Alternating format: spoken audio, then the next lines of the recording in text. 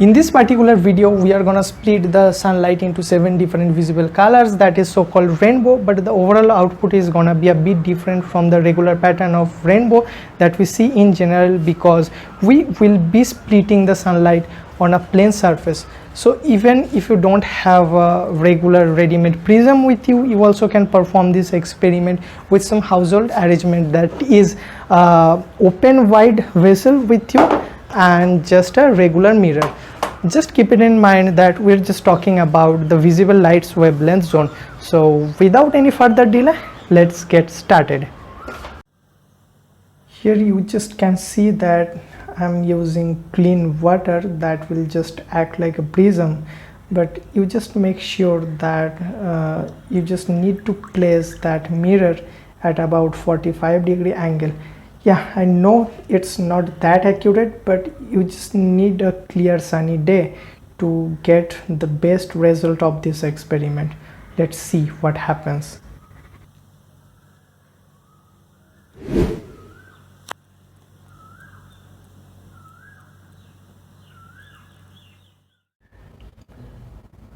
Look at this. This is the direct reflected part of sunlight by mirror, and this is the main attraction of this experiment, the refracted part of sunlight by water.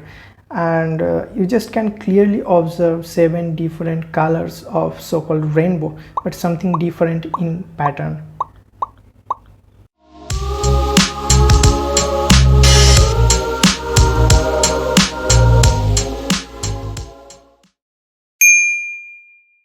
The basic science behind this: when the light passes through different mediums, that is one medium to another one, the light gets deflected to a certain angle at the surface of incident, which is called refraction of light. In the case of prism, when white light incidents at the surface of the prism, some part of it gets reflected and the rest is refracted or passes through that glass medium after getting diverted to a certain angle.